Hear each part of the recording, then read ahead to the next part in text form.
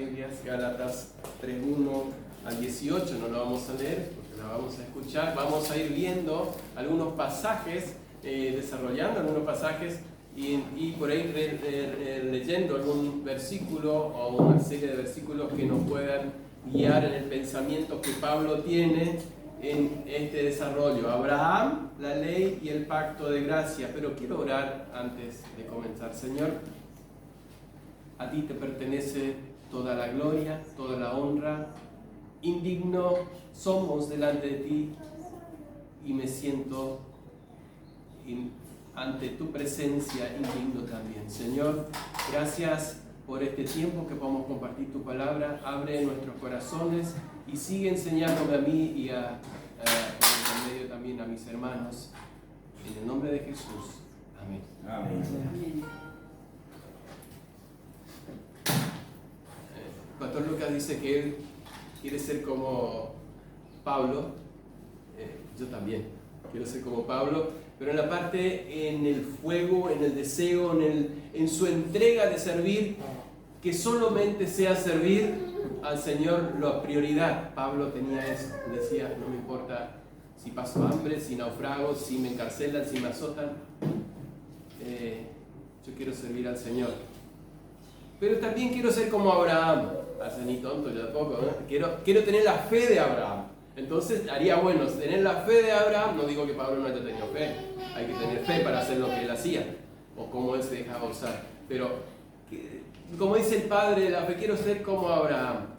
Pero cuando empiezo a pensar en cómo Dios lleva a Abraham para que sea el padre de la fe y también como Pablo es llevado a ser el apóstol de una manera casi sobrehumana en sufrimientos, digo, bueno, quiero ser nomás en lo bueno. ¿Cuántas veces queremos de todo corazón hacer todo para el Señor, pero mientras que va fácil, mientras que es sencillo, mientras que no hay oposición? El texto de hoy es el corazón de una carta que el apóstol Pablo escribe por un problema que había ahí en Galacia, en donde había entrado el legalismo. Después lo vamos a profundizar un poquito el tema que significaría eso. Había entrado el legalismo. Y entonces él en el medio de la carta, en el corazón, él les llama la atención y después toma como ejemplo al padre de la fe. Cómo Dios justifica a Abraham por la fe y también cómo nos salva a nosotros del castigo eterno, de la muerte eterna, del infierno, por la fe. ¿Por qué Abraham es el padre de la fe? Queremos ver si podemos contestar esa pregunta en cierta manera, en cierto grado. Y la otra es, ¿quisiera ser un hombre o una mujer de fe? Y la siguiente pregunta es, ¿cuál sería el proceso para llegar a ser un hombre o una mujer, un joven, una joven, un niño de fe? Debería que decir muchas cosas de ahí, porque él se ha aprendido realmente de Dios con una fe tremenda, ha creído todo. Sí. Tuvo un proceso. Yo creo que ahí está un poco la cuestión, el proceso. Proceso que no queremos. Queremos todo como la leche instantánea, como el café instantáneo, todo instantáneo. Queremos aprender la fe, aceptar al Señor y ya tener la fe de Abraham. Imposible.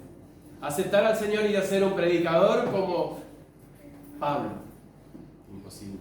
Es un proceso y el proceso puede llevar, en algunos más, otros menos, pero puede llevar toda la vida. Entonces, ya entrando al texto, quiero esta mañana desarrollar los primeros 5 versículos en donde Pablo aclara y da puntos muy específicos sobre de que la salvación es por la fe y no por las obras. Eso está claro en la Biblia, no hace falta que busquemos más fundamentos de los textos que están. Es muy claro, está en Efesios, está en Gálatas, está en Filipenses, en casi todas las cartas, Pedro lo habla en Hechos, se dice que la salvación es por la fe. Entonces, en los primeros versículos, y lo que siempre a mí me trabajó, me hizo estudiar y repasar, es los términos duros que usa Pablo para hablarle a los gálatas. Prácticamente es la iglesia lo que más duramente me trata. Y ahora van a ver por qué. El propósito de esos términos duros empleados por el apóstol Pablo es porque habían perdido el rumbo respecto al medio de la salvación. El medio por el cual obtenemos salvación. Ellos habían perdido el rumbo. Entonces él les dice insensatos. En algunas versiones, el versículo 1 estamos leyéndolo, o Gálatas insensatos. Algunas versiones, como la NTV y la del lenguaje sencillo, dice tontos, o Gálatas tontos, para que se entiendan mejor. Bueno, nosotros por ahí no usamos tanto la palabra insensato. Y decimos, no digas así, no le digas tonto. Es cierto, no digamos tonto así por así a cualquiera, pero Pablo le está diciendo a la iglesia, o Gálatas tontos. Suena duro. O torpes. En la Biblia al día dice Gálatas torpes. ¿Por qué Pablo usa tantos términos duros? Porque era grave lo que estaba sucediendo, lo que ellos habían permitido que sucediera dentro de la iglesia. Y esa palabra, que se traduce como torpe, tonto, insensato, viene de la palabra anoetos, que es ininteligente, que es lo mismo que tonto, insensato o necio.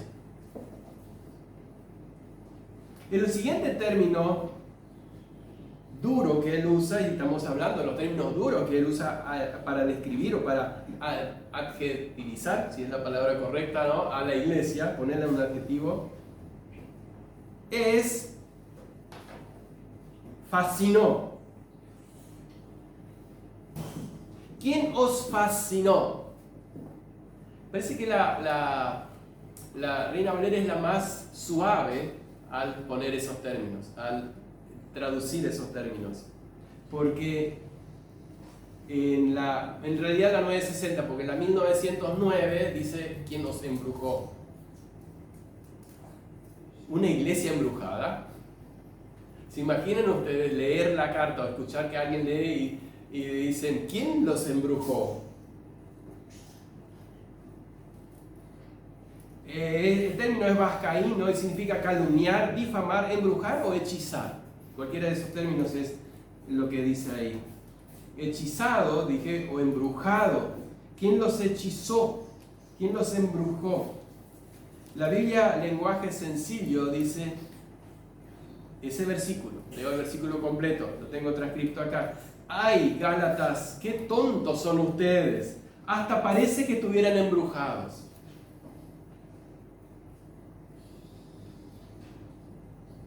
Es, como les estaba diciendo, es duro, es difícil. Bueno, no usemos ahora base, si Pablo te dijo tonto, yo te voy a decir tonto, no, eso vamos a ir más allá. Pablo está teniendo un fundamento inspirado por el Espíritu Santo. ¿Quién los embrujó a ustedes? ¿Qué tontos son ustedes? Pero ¿por qué entonces esos términos tan duros? Seguimos diciendo, se dejaron engañar. Ahí está un poquito. Es para llamarles la atención porque ellos se dejaron engañar. Alguien pasó por Galacia con una nueva enseñanza y ellos dijeron, mira qué bueno, vamos a tomar para nosotros. Y sí, y se olvidaron de lo que Pablo les había enseñado y cómo él les había dejado el Evangelio. Después de haber recibido la verdad del Evangelio, el cual, como Pablo dice en 1 Corintios 2:2, el Evangelio es hacer o conocer a Cristo y a este crucificado. Pablo le dijo a los corintios, yo fui a ustedes no con poder, no con humana sabiduría, sino hacerles ver, enseñarles, mostrarles a Cristo y a este crucificado. Así también en Galacia, así también en Éfeso, así en todos los lugares donde Pablo iba. Él quería no mostrarse, no mostrar los poderes de milagro que tenía, que en algún momento tuvo, después al final parece que no, sino el Evangelio, que es poder para salvación de todo aquel que cree. Estemos atentos, porque no solamente en la iglesia, sino en nuestras vidas puede haber intentos de querer engañarnos. Y no siempre es desde afuera. Lamento decirles que demasiadas veces el engaño es hacia nosotros mismos. Nosotros mismos nos engañamos. Porque a veces no queremos entender lo que la palabra nos quiere enseñar. Entonces nos engañamos. Y una de las enseñanzas que quiero tomar de este primer y resaltar es que los gálatas habían sido engañados. Esa iglesia firme, que había comenzado bien, dice, que lo habían aceptado. Si ustedes leen los versículos, ¿se acuerdan lo que se leyó? Que con sufrimiento recibieron el Evangelio. Ellos no empezaron una iglesia construyendo sin ningún problema, haciendo un templo, y toda la gente, la comunidad empezó a creer y decir, mirá esa iglesia, qué bueno, se está llenando, qué lindo, cómo está creciendo. No, ellos tuvieron todo tipo de persecución, todo tipo de enfrentamientos, incluso lo echaron a Pablo en cierto momento donde él estaba predicando.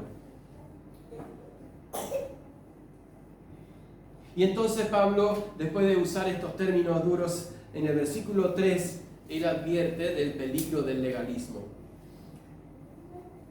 Vuelve a usar la palabra, dice, tan necios sois, tan tontos sois. Habiendo comenzado por el Espíritu, ahora vais a acabar con la carne, o por la carne. Comenzaron de una manera y están siguiendo de otra.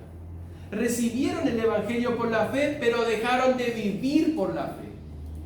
Recibimos a Cristo por la fe, pero nuestra carne quiere mantener la fe, quiere mantener las obras, quiere mantener lo que para nosotros es querer comprar al Señor, que no lo podemos. Y entonces, en base a eso, él hace algunas preguntas. ¿Tantas cosas habéis padecido en vano? Y acá es lo que les dije, que ellos comenzaron. Cuando al comienzo tuvieron mucha oposición. Si es que realmente en vano fue. Y esa oposición no fue del pueblo pagano y gentil. Ni se cuenta. Porque eso es normal. ¿Saben de cuál fue la oposición? De los legalistas precisamente. De los que se habían opuesto a Pablo, que él predique la salvación por la fe sin la necesidad de la observancia de la ley. Aquel que os suministra el Espíritu y hace maravillas entre ustedes, ¿lo hace por la obra de la ley o por el oír con fe? Él les llama la atención que el Espíritu Santo lo recibieron y lo recibimos nosotros por el oír con fe, por el aceptar al Señor, reconocernos pecadores delante de Él. Dios, por su gracia, nos regala el Espíritu Santo. Y entonces ahora, ¿por qué quieren vivir en la carne?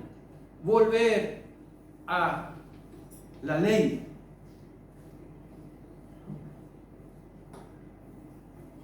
Habían comenzado bien, pero ahora se habían desviado. ¿Me entienden ahora por qué Pablo usa esos términos duros? Pero, ¿qué sería el legalismo? El legalismo, en la descripción más sencilla, es querer justificarme delante de Dios con mis actos. Querer caerle bien a Dios con mis actos. ¿Cuántas veces no fui tentado a hacerlo?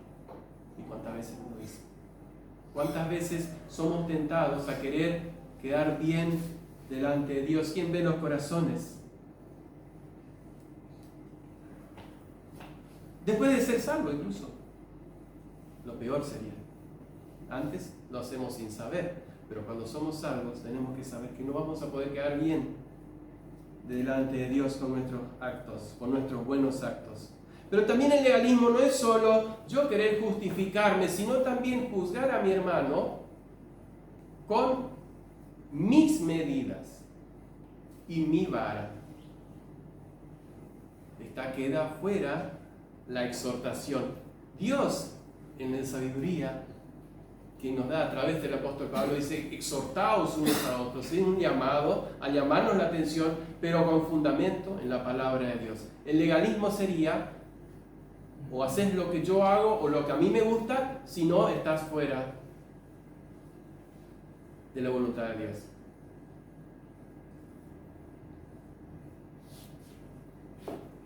Tal vez no sea un peligro hoy en la iglesia cristiana, vamos a hablar en las iglesias evangélicas protestantes, el legalismo,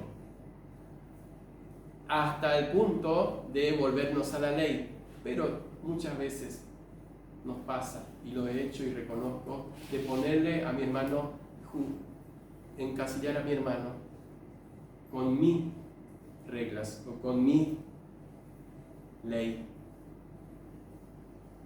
Entonces los Gálatas estaban en ese grave peligro de ahora comenzar no es que comenzar, ya estaban viviendo en la carne, estaban viviendo en un esfuerzo humano. Pero no queremos quedarnos en eso, sino que avanzar. Quiero ir ya hacia adelante en el versículo 6 al 9, en donde Pablo directamente usa a Abraham como el ejemplo de la fe. Y fíjense cómo él tan bruscamente cambia también, dice. La última parte del versículo 5 dice: ¿y lo hace por las obras de la ley o por el oír con fe? 3:5 al final. Y el 6 dice: así Abraham creyó a Dios y le fue contado por justicia. Un solo vuelco y está hablando de Abraham. El ejemplo de Abraham era bien conocido entre todos los creyentes. Y el versículo 6 es una copia literal de Génesis 15:6. Génesis 15:6 dice: creyó Abraham a Dios y le fue contado por justicia. Pablo agrega así. ¿Por qué? Porque conecta con lo que viene. Está diciendo: la ley no los justifica delante de Dios. Así, ahora les voy a contar cómo fue Abraham que fue justificado. No fue por la ley, ni estaba la ley. No fue por las obras, mucho menos, porque no tenía nada que justificarse. Entonces, ¿cuál sería el ejemplo de Abraham? Y quiero detenerme un poquito en lo que es el ejemplo de Abraham respecto a la fe. Primero, y si quieren acompañarme en Génesis 15:1, porque ahí está, Abraham cree la promesa.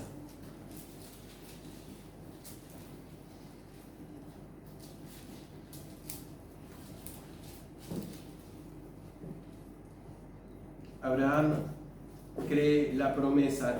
Dios le dice: no temas, Abraham, yo soy tu escudo, y tu galardón será sobremanera grande. Tu galardón, tu recompensa será grande. Y Abraham sigue después y dice: ¿cuál es mi recompensa? ¿Cuál es mi galardón? Si alguien tiene otra versión y me dice cómo dice el galardón, ¿cómo traduce galardón? ¿Alguien tiene? 15:1, 15:1. No lo busqué. Génesis 15:1. Recompensa. Bien. ¿Cuál es cómo se usa la palabra recompensa? Cuando alguien hizo algo.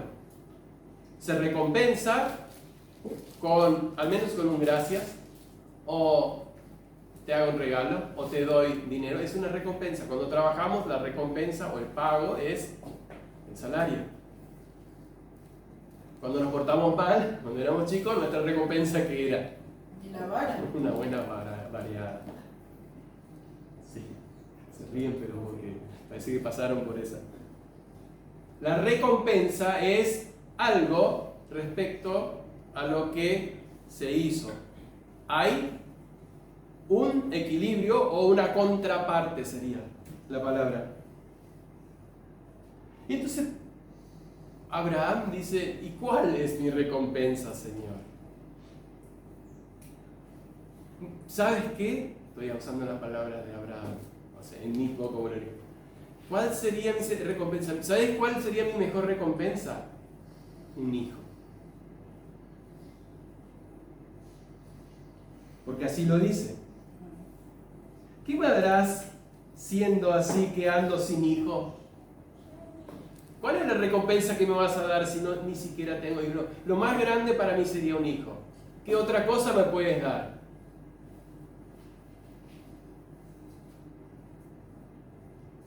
Pero el Señor no solamente le promete un hijo, para adelantar un poquito, sino que le saca hacia afuera, en el versículo 5, 15:5, y lo llevó afuera y le dijo, mira ahora los cielos, cuenta las estrellas, si las puedes contar.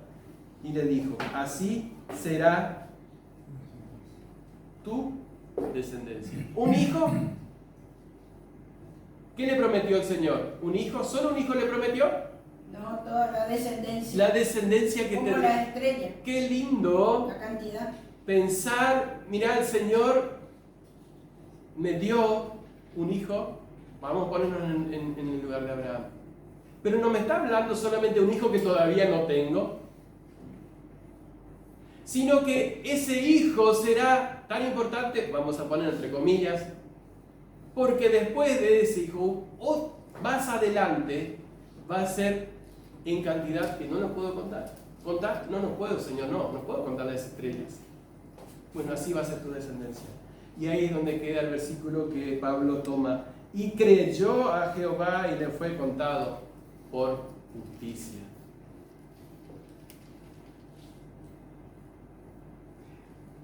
¿Crees en las promesas de Dios?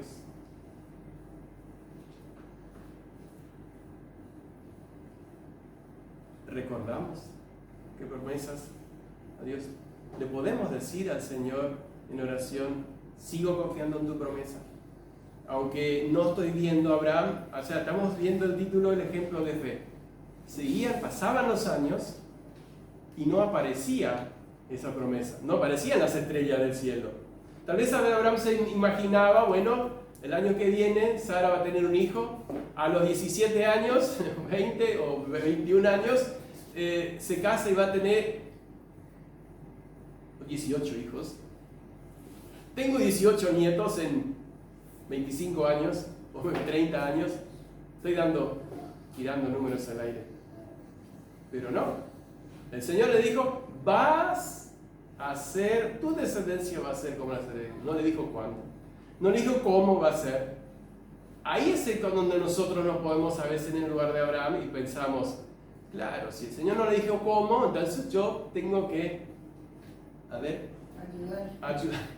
Y eso va a ser el siguiente punto. ¿Por qué Abraham es un ejemplo de fe? Porque él fue justificado por esa fe. Y quiero irme a Romanos 4, 3 al 5, porque es un pasaje paralelo a este. Romanos 4, 3 al 5.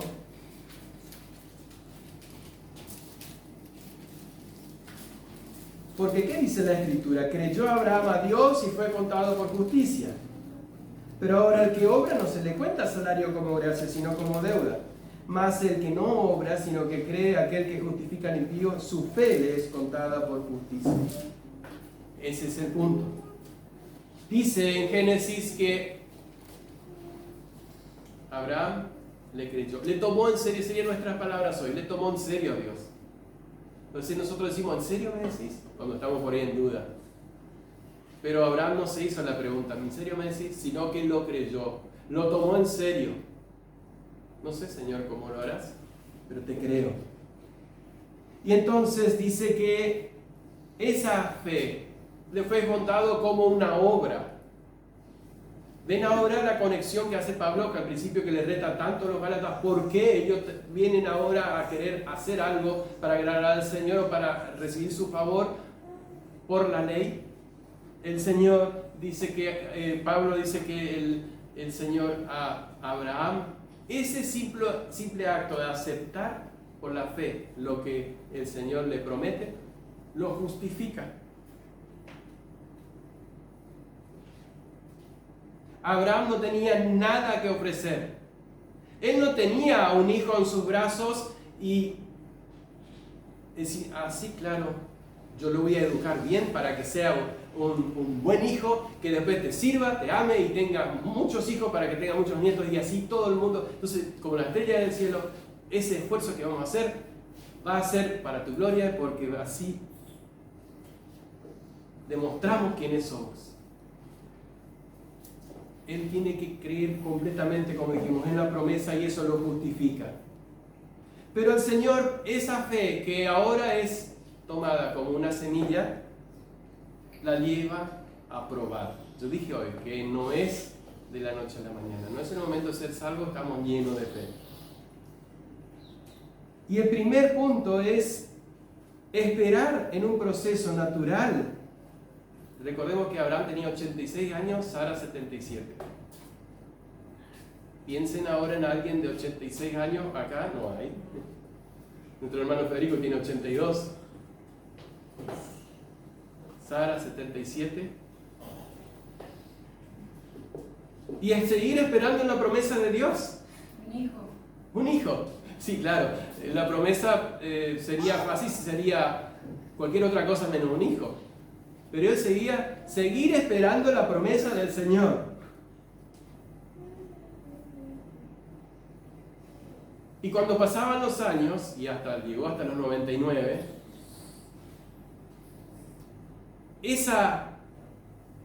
ese cumplimiento se hacía cada vez más chiquito, sino imposible, humanamente hablando, por la naturaleza.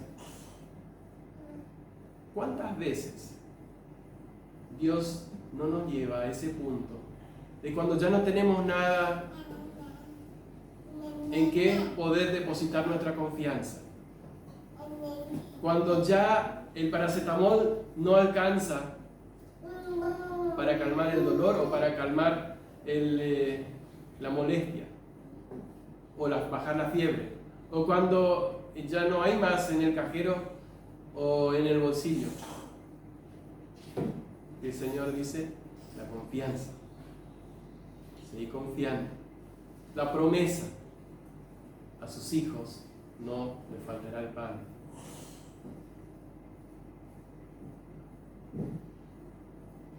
Aunque Dios podría haber usado este segundo punto. Abraham, como no voy a decir cualquiera porque no todos tal vez piensen de esta manera, pero Abraham le quiso ayudar a Dios. Ustedes saben la historia, no vamos a entrar en detalles, pero ¿qué hizo? Si Señor me vas a dar un hijo, y ahí estaba la puerta de la oportunidad, Sara dice, qué buena idea, y ustedes conocen la historia.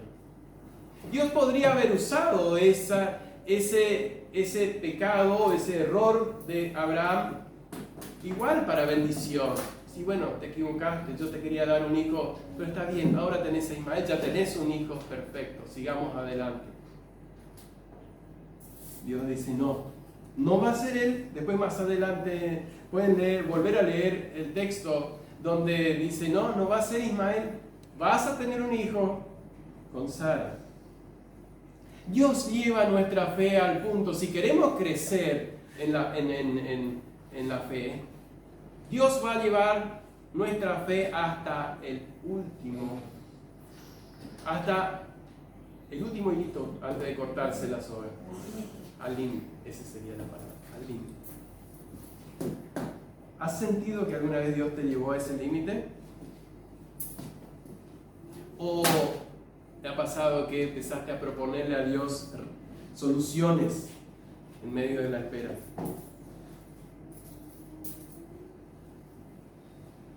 Dejemos que Dios siga hacia adelante.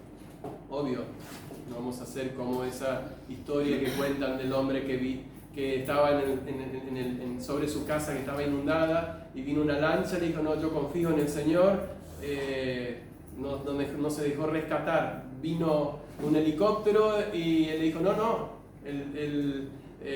yo sigo confiando en el Señor me va a rescatar. Después subió el agua, se ahogó y cuando llegó al cielo dijo, Señor, tú me dijiste que me ibas a rescatar. Y él dice, te mandé una lancha, te mandé un helicóptero. Obvio, no vamos a hacer cuando está la oportunidad, cuando vemos claramente que el Señor nos está mostrando y esa sería la respuesta. Pero el hecho es que cuando nosotros queremos resolver lo que el Señor solo puede hacer. Sigamos hacia adelante. Abraham es un ejemplo de fe porque él llega a ser el canal de la bendición que nosotros tenemos hoy. Eso está bueno porque lo queremos aclarar. Versículos 7 al 9, volviendo ahí, Gálatas, volvemos a Gálatas 7 al 9. Sabed por tanto los que son de fe, estos son hijos de Abraham. Dios le había dicho mucho antes de esto, 3 capítulos antes, Génesis 12, vete de tu tierra, de tu parentela, y punto suspensivo, y en ti serán benditas Todas las naciones de la tierra. las naciones. ¿Cómo? ¿Será que Abraham entendía eso? No, lo entendemos nosotros hoy. Porque Pablo también nos aclaró. Años después, en Génesis 22, 18, le vuelve a decir a Abraham, en ti serán benditas todas las naciones de la tierra. Y acá me quiero detener un poco porque es lo que como iglesia, como denominación creemos, o la iglesia protestante o la iglesia reformada, mejor dicho, cree. En el pacto que Dios hace no con un individuo, sino que con un individuo a través de él, su familia. Dios no hace pactos individuales. Dios hace pacto con Abraham que hoy sigue vigente. Y esa bendición con Abraham sigue en nosotros. Ya lo vamos a profundizar. No lo hace con individuos, sino con la familia. Siempre en ti, siempre en Abraham. ¿Qué tenía Abraham? Y en el versículo 9 dice, de modo los que son de fe son bendecidos. O sea, nosotros, ¿quién es de fe acá? No lo contesta. Todos. Que creemos, lo que hemos creído, lo que hemos aceptado al Señor como nuestro Salvador, somos de fe. En esa fe está hablando. Somos bendecidos con esa bendición que Dios le dio a Abraham. ¿Ven el Dios grande que tenemos y misericordioso, viendo a través de la historia, sabiendo hoy, viendo este día, o desde el año que naciste hasta ahora, Dios te tenía dentro de ese equipo, el equipo de la fe, como Abraham, como canal de bendición. Es la justicia que se recibe por la fe, por haber creído sin obrar. ¿Abraham nunca obró? Claro que sí. Incluso Santiago después usa otra vez que él obra, pero porque creyó. Su fe la demuestra después porque él le creyó a Dios. Si bien tuvo sus traspiés, y dijimos recién, pero él siguió al Señor. ¿Qué hizo después? Hizo un altar, adoró al Señor. Y un momento más adelante, capítulo 17, por el 8, 9, le dice que yo sé que Abraham va a enseñar a toda su familia que ame a Dios. Porque Abraham, esa fe que él tenía, que la depositó en Dios, la puso en práctica. Una fe sin la práctica, sin el obrar, dice Santiago, es muerta. Yo puedo decir, tengo mucha fe, pero de nada vale. La fe parece contradictorio, ¿no? No es por obras la salvación, pero la salvación lleva a las obras. Usted una vez dijo, creo que yo se los dije o comenté, Dios no necesita nuestras buenas obras, pero tu vecino sí. Al juez lo dijimos. Pero seguimos adelante bajo el mismo párrafo y dice Pablo, avanza del 10 al 14, no vamos a profundizar mucho, voy a mencionarnos alguna cosa porque dice, bajo la ley maldición, pero liberado por la fe. Ya lo hemos tocado bastante en profundidad. Y el texto que tomo de este párrafo es del versículo 10 y el 13a. Pues escrito está, maldito todo aquel que no permaneciere en todas las cosas escritas en el libro de la ley. Eso lo dice Deuteronomio. Dice, para hacerlas. Y termina en el 13, dice, Cristo nos redimió de la maldición de la ley, hecho por nosotros maldición. En este párrafo Pablo señala que la ley y la fe no pueden convivir. Solo con fe es posible agradar a Dios. Hebreos 11:6 dice, porque es imposible agradar a Dios sin fe. Sin fe es imposible agradar a Dios. No pueden convivir la ley y la fe. Trae maldición, dice, recién lo oímos. Los que dependen de la obra de la ley son malditos. Eso lo dice en Deuteronomio 27:26. Nadie puede justificarse por las obras de la ley. Y dice, es evidente, y ahí es Pablo donde llama la atención, dice, es evidente que por la ley nadie puede justificarse. Y ahí él busca Habacuc 2:4, que vamos a leer ahora. El justo por la fe vivirá. Quiero tomar solo ese versículo porque Pablo no está hablando él por su propia cuenta, sino que le está usando el Antiguo Testamento para basar de que la ley y la fe no pueden convivir. He aquí aquel cuya alma no es recta se enorgullece, mas el justo por la fe vivirá. Podríamos predicar, estudiar este texto, tener una hora de mensaje y tal vez no nos alcanzaría. Pero lo que nos quiere enseñar este texto, que del que no es recto, el que no es recto, el que obra a su manera, a su entender, pero no es recto para Dios, se enorgullece delante de Dios. Dice, yo me justifico con mis obras. Pero, esa palabra más se puede decir, pero el justo vive por fe. ¡Qué contradicción! La fe precisamente nos libra del orgullo. Vean que el justo vive por fe, pero el que no es recto delante de Dios se enorgullece, porque quiere ganar el favor de Dios con sus méritos.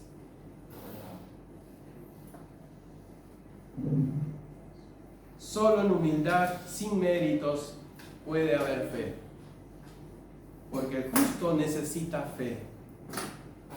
Precisamente, el justo se humilla y busca, reconociendo que sus méritos no son suficientes, su obra no es suficiente. El mismo Pablo en Filipenses 3:9 lo habíamos estudiado, dice, yo no teniendo mi propia justicia, sino la que es por la fe en Cristo. Y otra frase que me llama la atención y que quiero resaltar de este párrafo, que es que Cristo nos redime de la maldición de la ley. Porque, en pocas palabras, en el Antiguo Testamento, en Deuteronomio, Dios le dice que a Moisés, si van a colgar a alguien en un madero, bájenlo en la noche. ¿Por qué? Porque maldito es aquel que es colgado en el madero. ¿Qué casualidad podríamos decir? No, no es casualidad. Dios cuelga a su hijo sobre una cruz y lo bajan antes del anochecer, demostrando perfectamente que la maldición que Dios había dado ahí, ya en la ley, estaba sobre Cristo. Y Cristo al morir paga por esa maldición y nos redime, porque Él dice, nos redimió de la maldición de la ley. 13. En pocas palabras, eso sería el significado de ese texto. Cristo muere colgado y esa obra es para pagar, la muerte de Él es para pagar y sacarnos debajo de la maldición de la ley y ponernos a nosotros bajo la bendición de Abraham. Él hace la transferencia y si leen de corrido ese texto, como lo hicimos esta mañana, la indicación es esa: la maldición que colgaba sobre la humanidad y más sobre aquellos que estaban bajo la ley, creyendo que con la ley se podía justificar, es transferida sobre Cristo. Y la bendición de Abraham, que fue dado por Dios, que en ti serán benditas las naciones de la tierra, es transferida hacia nosotros, los que creemos. Ese es el significado de ese texto. Y quiero finalizar con el último punto, que es el versículo 15 al 18, es el pacto con Abraham, expresión del pacto de redención.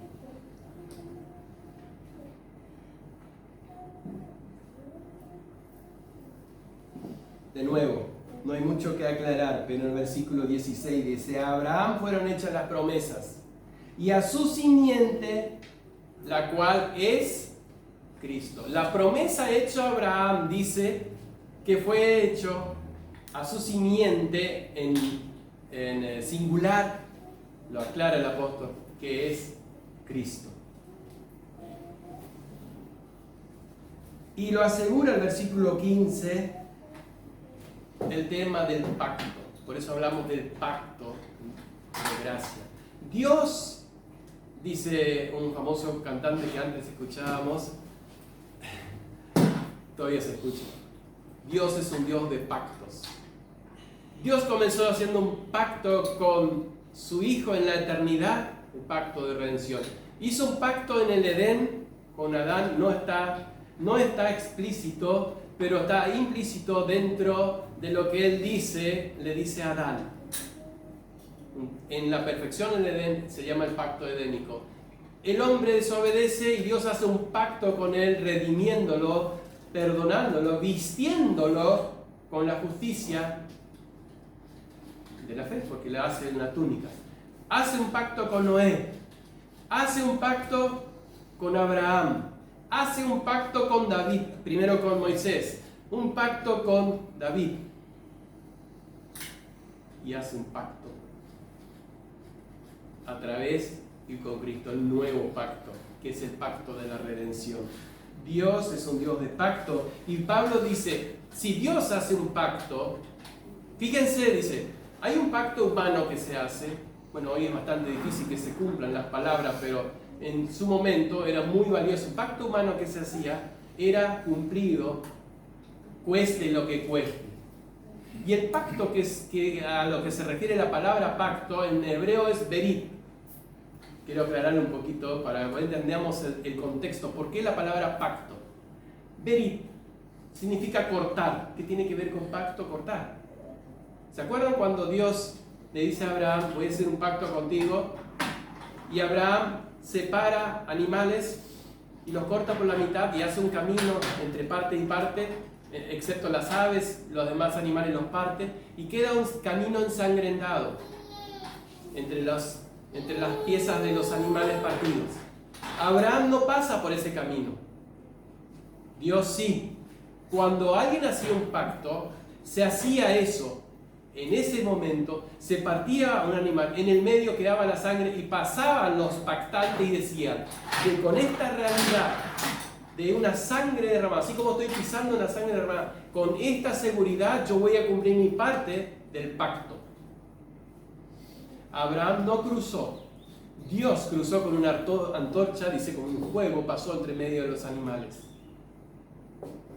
¿Por qué? Porque Dios hace el pacto con Abraham y con la humanidad, y el pacto de él es unilateral, o sea que él propone el pacto, él pone las condiciones, pero él es el único que cumple el pacto también.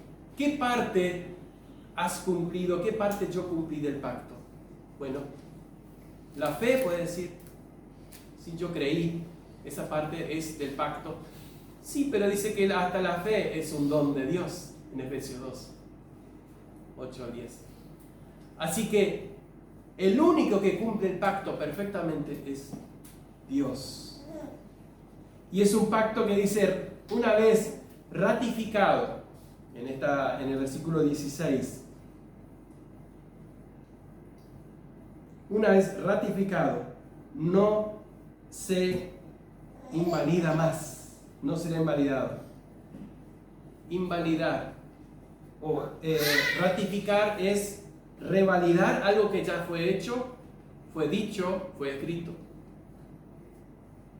Una vez hecho, no se invalida. Dios hace el pacto con Abraham, ese no cambia más. Por ahí es el entendimiento que en los evangélicos, o como les dije, divide un poco. Algunos no toman de que realmente ese pacto, no sé, o no lo toman de esa misma manera, de que ese pacto sigue vigente aún hoy. Nosotros entendemos, por lo que dice Pablo acá, el pacto que Dios hace con Abraham hoy está vigente. ¿Por qué? Porque de la simiente de Abraham vino Cristo. Y a través de la simiente de Cristo, nuestra fe en Él, el pacto de Dios sigue vigente en nosotros. Entonces tenemos hoy un motivo para querer ser o querer tomar el ejemplo de fe de Abraham. Y ese es el último punto. El pacto de Abraham es extensivo. El pacto fue hecho con Abraham y a través de su simiente, lo dice acá, que es Cristo.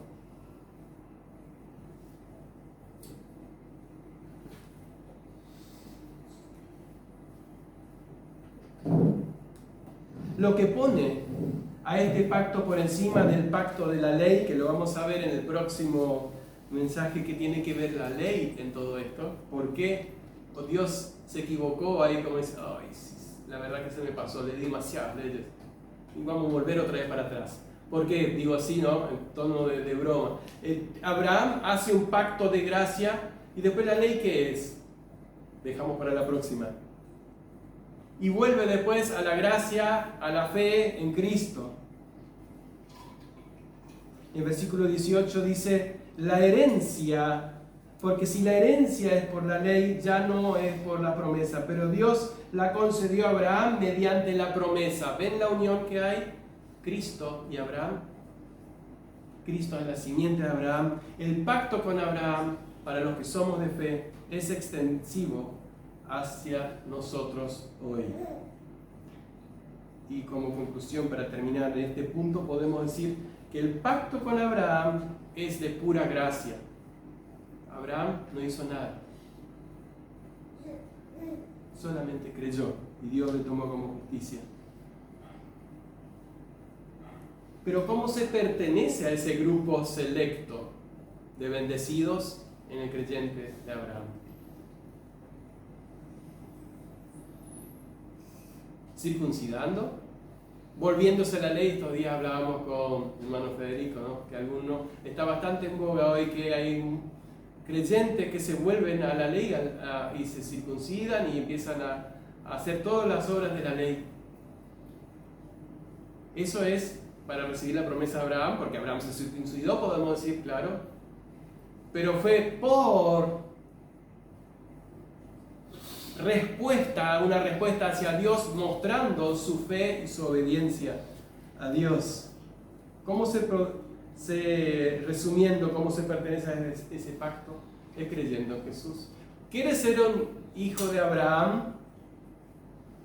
Reconocemos nuestros pecados, aceptamos al Señor como nuestro Salvador, el único que fue maldición por mí en la cruz para salvarme. Y entonces entro en una estrellita más en el cielo. Ya eres una estrellita en el cielo. Para los que ya somos estrellas, ahí en el cielo, no me malinterpreten, ¿no? Para los creyentes que somos esa promesa que Dios le mostró en el cielo a Abraham, no nos lleva un pasaje como este a querer adorarle más al Señor, a buscarle más, a servirle más, como Pablo lo hacía con toda la fuerza, con todo lo que tenía. Que el Señor nos ayude a que esa fe de Abraham la podemos tomar como ejemplo y estar dispuestos aunque pasen las pruebas, aunque lleguen las pruebas, que van a llegar tarde o temprano, entender que Dios tiene un propósito para que sea un hombre de fe, una mujer de fe. Que el Señor así lo haga en nuestros corazones. Amén. Oramos. Señor, gracias una vez más. Llevarnos a este pasaje que tal vez varias veces lo hemos leído y hemos estudiado, pero como hombres, a veces lo perdemos de vista y a veces nos olvidamos o no tenemos un fundamento para, como dice Pedro, dar un fundamento a aquellos que te preguntan por la fe. Señor, que podamos aprender del creyente Abraham, ya que como hoy vimos que es nuestro Padre, a tener esa fe y a crecer en ella. En el nombre de Jesús. Amén.